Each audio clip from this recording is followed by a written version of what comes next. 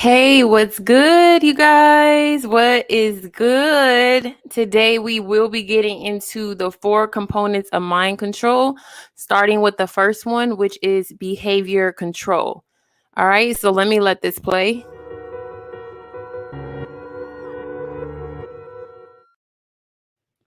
All right, so what I'm going to do is share my screen because I did make a PowerPoint for this presentation.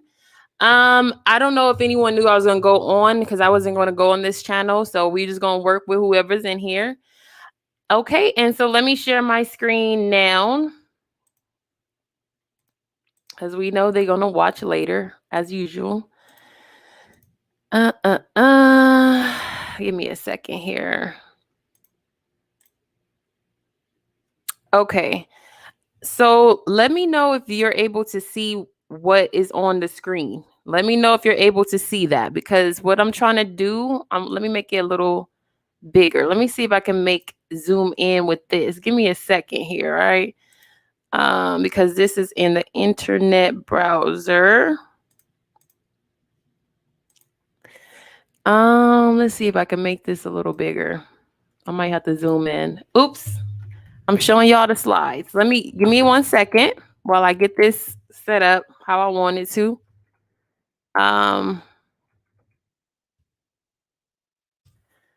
Okay, we're gonna work it out. Hold on. Just give me a second. Just give me a second because I didn't know it was gonna be like this on the desktop. 1 second.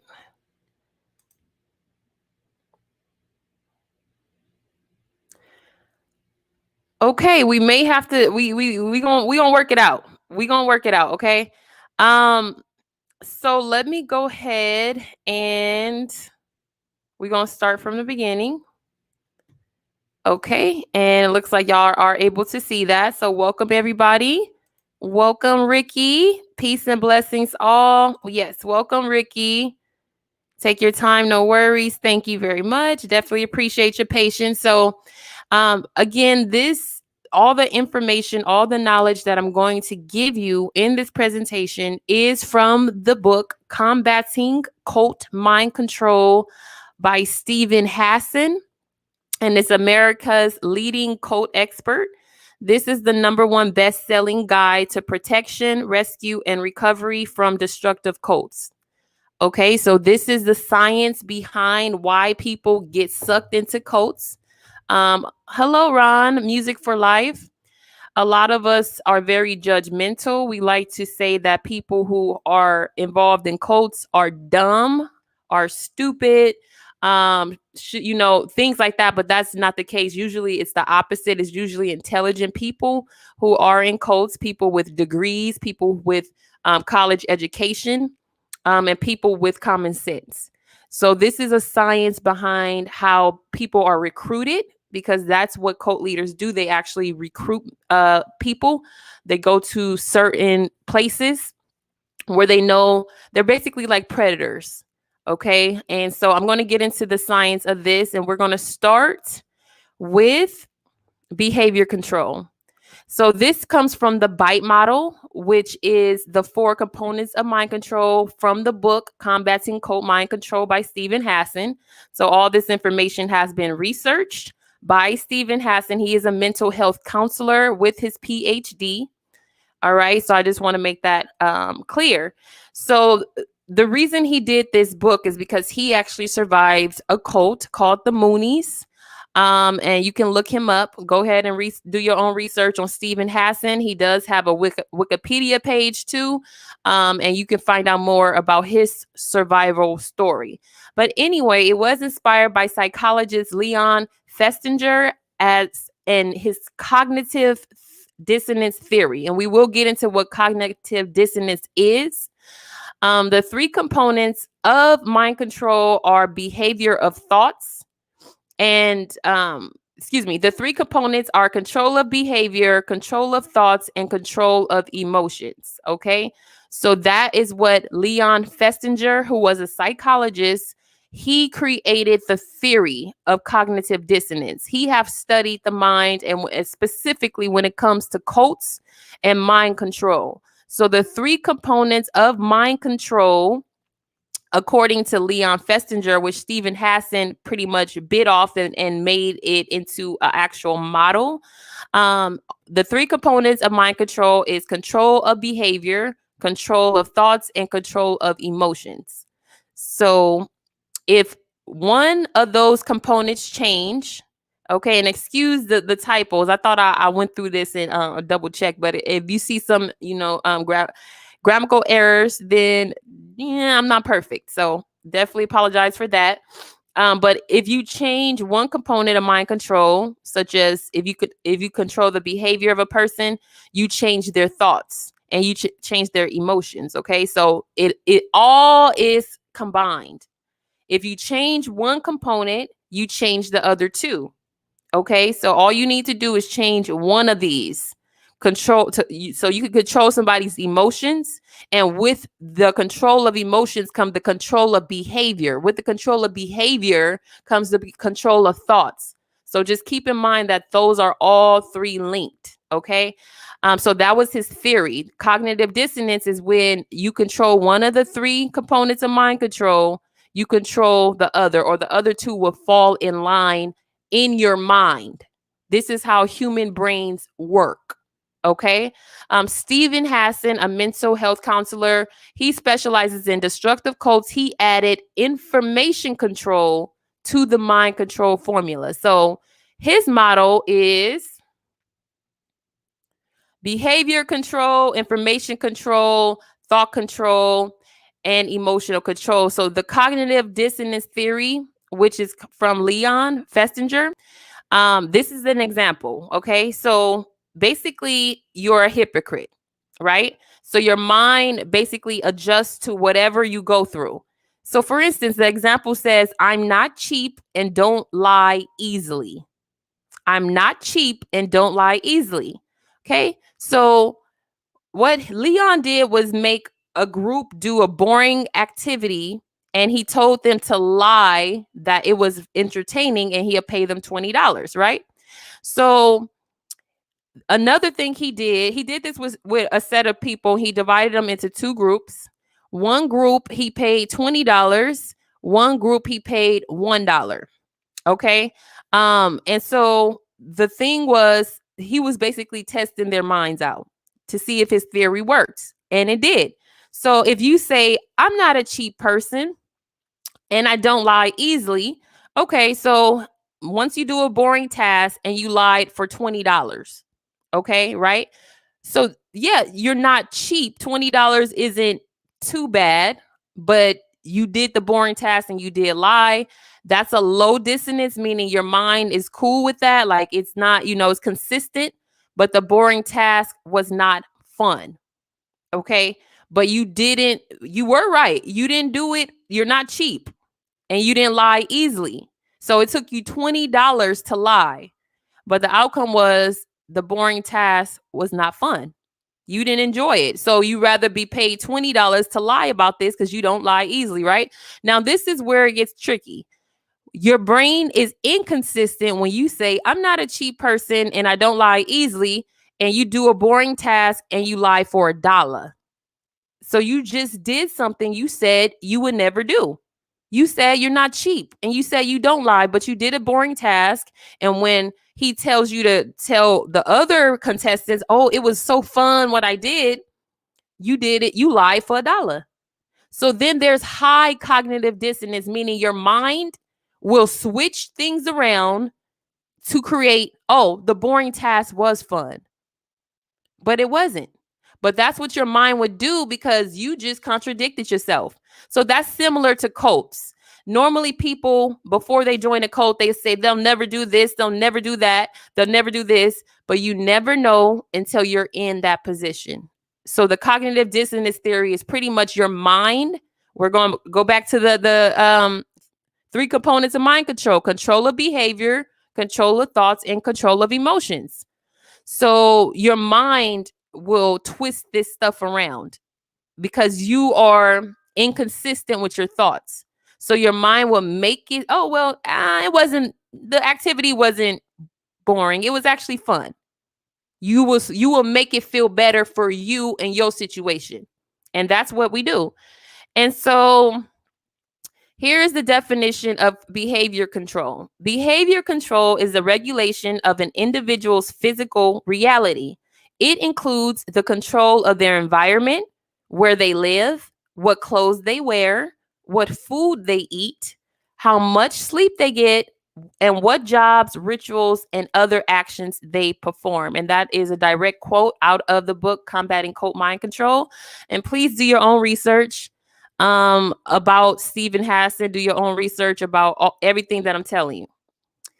So most destructive cults have a fixed daily schedule that each cult member must abide by. This schedule is created by the cult leader so that your mind can stay focused on the group's rules, goals, rituals, and doctrines. If members are away from the group due to school or work, the cult leader will typically assign a job or homework for a member to accomplish. This means that cult members are still under mind control even when they are physically away from the group. And those are in my words. So I experienced that myself. The cult that I was in, called Israel United in Christ, or IUIC, they had a schedule for everybody. They had their own radio show. They had their own news. They had their own everything. So what they did was say, oh, well, don't listen to the white man. The white man is the devil. We have our own music. We have our own clothing. We have our own way of doing things that's opposite of what the world does. And because the white man controls the world, the white man's the devil. That's their main thing. The white man's the devil. They are a hate group. Do your own research with that as well. With the Southern Poverty Law Center, look it up. You will see the name Israel United in Christ. They are in several states and they are out of the country as well. So be careful if you run across this group on YouTube, across their videos, because they're not going to tell you this, which I know from being in the group for over 2 years. So this is what they're going to leave out. The rituals, how they act, how they really treat women, how they really treat people. That's what they don't tell you, right? So even when you're away from the group, they still want you to do something associated with the group, whether it's watch videos, study Bible scriptures. And then the next time you worship with them, they'll basically ask you questions about the homework they gave you. They'll ask you, oh, so what did you learn? Did you read this story in the Bible? Did you study the precepts? Did you do this? Did you do that? So your mind is always on the group. And that's how cult members behave. Whether the group leader taught them whatever philosophies the group leader taught them, they bought it. And now they're just like, oh my God, I got this new knowledge. But what does the Bible say? Nothing is new under the sun. There's nothing new under the sun. Okay, so it's a lie. There's no new knowledge out there. All that is man-made. My name in the group was Zara Aliyah Israel. Now, my behavior was controlled through the manipulation of the Bible. I was taught how to dress and how to wear my hair. I later realized that I was being manipulated and controlled to behave that way because the men in the group wanted women to act that way. It had nothing to do with the Bible. It had everything to do with being a male-dominant group, putting women down, treating women like crap, treating their wives like crap, abusing their wives, abusing children. And this is all alleged, that part, because I don't have proof of them.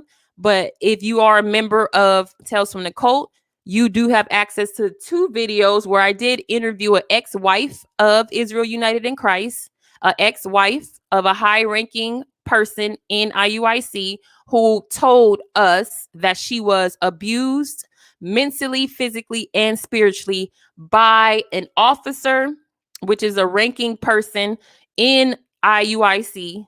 And if you're interested in that, you can join my membership to watch those 2 interviews. They are over an hour long, and viewers' discretion is strongly advised because she does have audio that she shares as well. and the comments are turned off because that group viciously attacked me and her and put disgusting things in the comment section. And I will not allow anybody to victimize and shame survivors of abuse. Not on my watch. So if anybody leave any type of comment that's disrespectful to this my situation, my story, and anyone else I interview, you will be blocked. So I just want to put that out there. So when I came to this group, not only did they make me believe that the Bible said to dress the way that I dress, to wrap my hair up, to not speak in church. What else? All type of stuff. You know, they took the Bible literal, and you don't take the Bible literal. Look, that's over 2,000 years old. The Bible is not meant to be taken literal.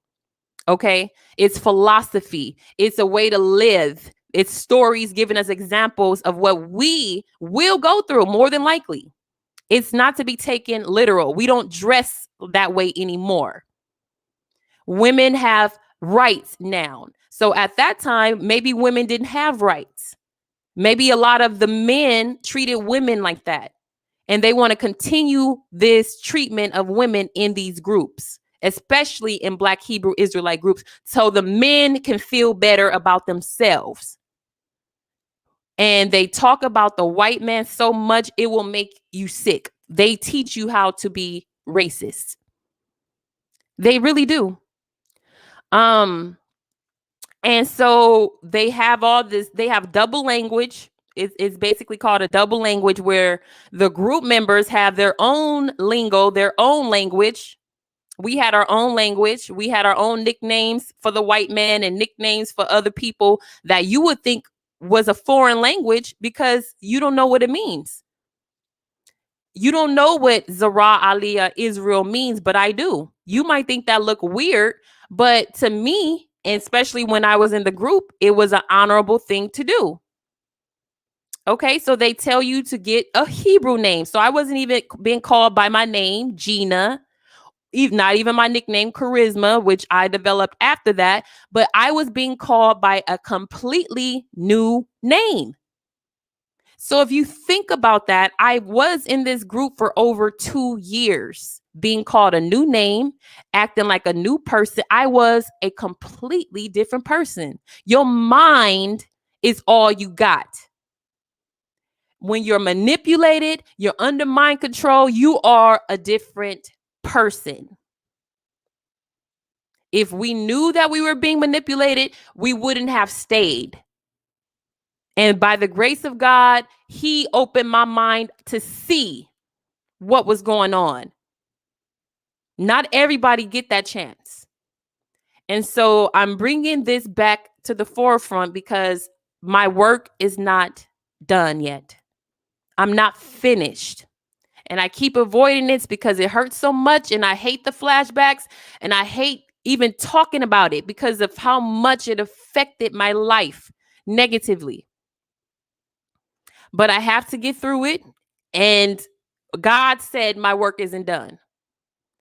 So I'm going to continue to speak about it until it reaches the people it needs to reach.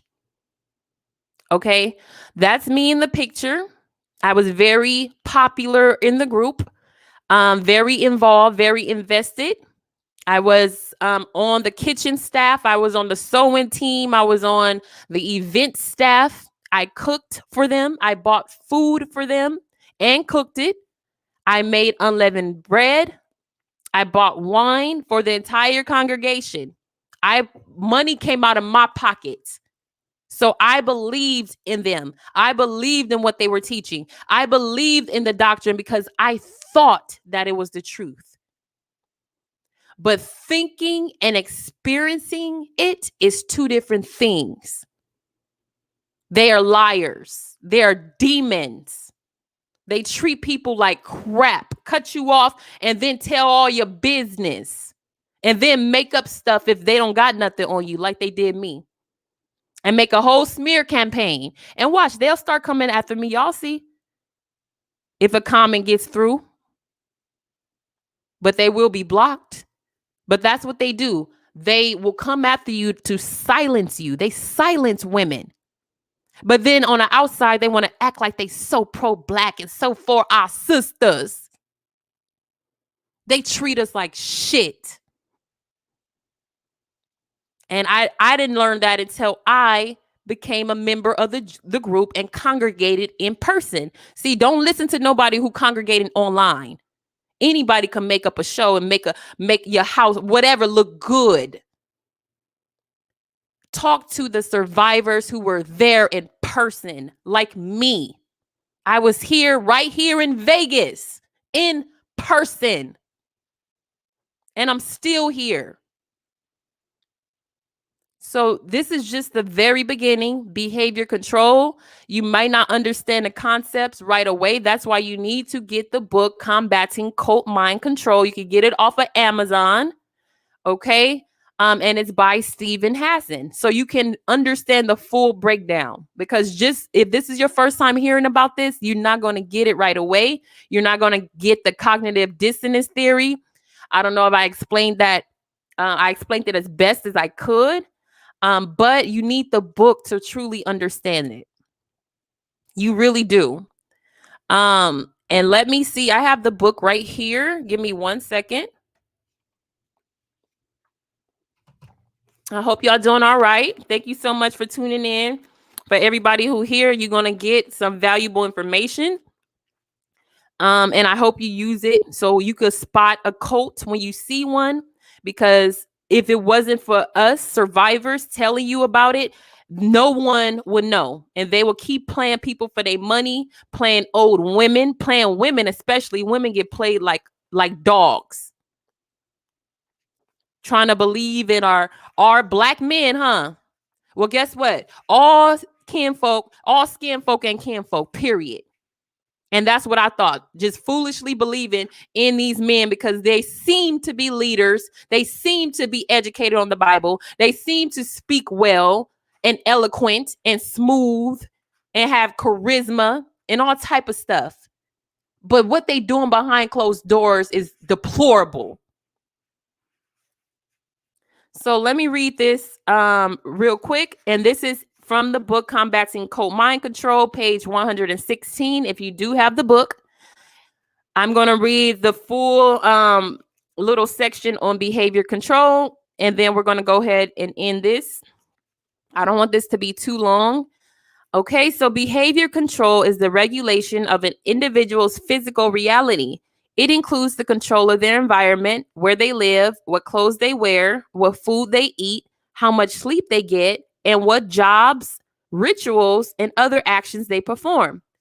This need for behavior control is the reason most cults prescribe a very rigid schedule for their members. Each day, a significant amount of time is devoted to cult rituals and indoctrination activities. Members are also typically assigned to accomplish specific goals and tasks, thus restricting their free time and their behavior. In destructive cults, there is always something to do. In some of the more restrictive groups, members have to ask permission from leaders to do almost anything. In other groups, a person is made so financially dependent that their choices of behavior are narrowed automatically. A member must ask for bus fare, clothing money, or permission to seek health care, things most of us take for granted. Often, the person must ask permission to call a friend or relative not in the group. Every hour of the cult member's day has to be accounted for. In these ways, the group can keep a tight rein on the members' behavior and on their thoughts and feelings as well. Behavior is often controlled by the requirement that everyone act as a group. In many cults, people eat together, work together, have group meetings, and sometimes sleep together in the same dormitory. Individualism is fiercely discouraged. People may be assigned a constant buddy or be placed in a small unit of half dozen members. The chain of command in cults is usually authoritarian, flowing from the leader through their lieutenants to their sub leaders down to the rank and file. In such a well-regulated environment, all behaviors can be either rewarded or punished. If a person performs well, they will be given public praise from the higher-ups and sometimes gifts or a promotion. If a person performs poorly, they may be publicly singled out and criticized or forced to do manual labor such as cleaning toilets or polishing other members' shoes. Other forms of punishment may include prescribed fasting, cold showers, staying up for an all-night vigil, or doing remedial work. Those who actively participate in their own punishment will eventually come to believe they deserve it. Each particular group has its own distinctive set of ritual behaviors that help bind it together. These typically include mannerisms of speech, specific posture and facial expressions, as well as the more traditional ways of representing group belief. If a member is not behaving sufficiently enthusiastically, they may be confronted by a leader and accused of being selfish or impure or of not trying hard enough. They will be urged to become like an older group member, even to the extent of mimicking the person's tone of voice. Obedience to a leader's command is the most important lesson to learn. Cult leaders cannot command someone's inner thoughts, but they know that if they command behavior, hearts and minds will follow. So again, this is Combating Cult Mind Control, the #1 best-selling guide to protection, rescue, and recovery from destructive cults by Stephen Hassan, America's leading cult expert. So I definitely suggest you go buy this book on Amazon if you want to follow along as I break down the different sections. Do your own research via Google and everything like that. So this is the book. You will see, read the reviews, do all your research. That's all I would say. Do all of your research. This is the book I have right now in the book that I just read. Okay. So it's on Amazon. I will have the links on in the description box below after this video. So I want to thank you guys so much for participating, for watching. If I didn't get to your comment, I do apologize. This video was not planned to be on this channel. So I understand if it wasn't too many people watching, but you are definitely one of a kind, and this video was meant for you. If you are watching, I hope it resonated with you. I hope that gave you some insight to how deep being recruited in a cult really is. Your mind can be manipulated in ways you don't even know. It's people in high places with evil intentions. They got backgrounds in psychology. They got backgrounds with doing all type of satanic stuff behind the scenes. So they do know mind control. They know exactly what they're doing, and they do it with witchcraft and whatever else they can use. And they definitely use other people to influence you and your behavior. So stay tuned for the next video. It will be on the next section, which is information control, and that will discuss how cults control the information the members get so that your truth, your voice, your common sense can never reach them. Oftentimes people say, why they don't see that? They're controlled. They're under mind control. You have to understand that it's levels to this, especially the younger they are, the more impressionable they are. And especially if they're women. So you must understand that these people know what they're doing. Okay, so I will see you all on the next video as we continue to learn about the 4 components of mind control based on Stephen Hassan's BITE model. I want to thank you all so much for watching, and I will see you on the next video. Y'all take care. Peace.